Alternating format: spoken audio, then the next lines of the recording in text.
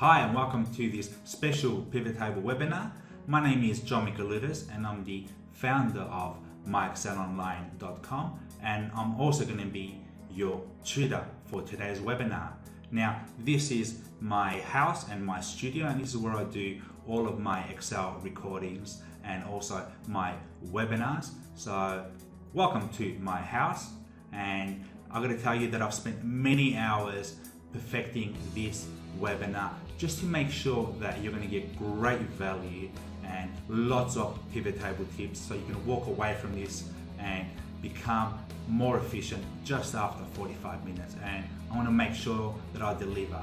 Okay, so once again, I'd like to thank you for taking your precious time out to come into this webinar, and that means that you're a really special person and you're different from the rest because you're committed to your success, and I'm going to try my best to help you out.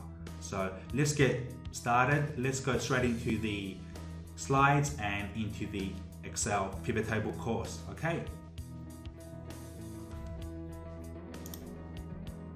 All right, so it gives you formulas in there, so you can actually sum the whole row. Okay, it just automatically sums it, or you can count it.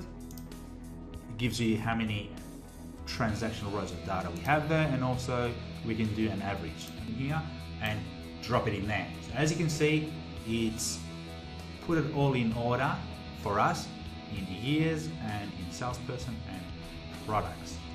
Design option, we have over 80 different styles in here, light, medium to dark. Just depends on what you like.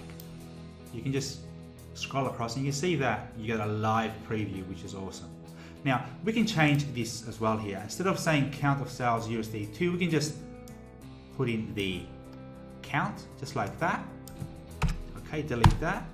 And here we can do the same thing for average. What it gives us is just a difference between the previous month. So the difference between Jan and Feb, you can see there was an increase of 95,000, and then there was a decrease of 83,000 from Feb to March.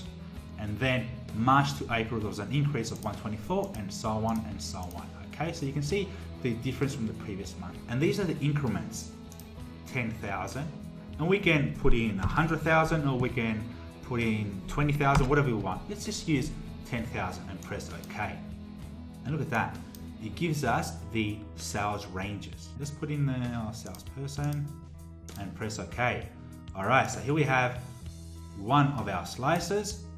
Okay, and you can actually, from in here, just change the style. Okay, if you click out of it and click into it, you can see the slicer tools option. So you can actually choose different colors in there. As that changes, the pivot table changes, which is connected to the pivot chart, and that changes as well. Okay, and then top right hand corner, just to clear it, so we can have all the selections there. As we change one, we can see they both change as well. Okay, so that's pretty cool, isn't it? All the values except the totals or subtotals. Okay, so you can see there we have the green being on top and the red being on the bottom. But we can actually go in there and just change that around. We can actually put the red on top, okay, and then the green on the bottom.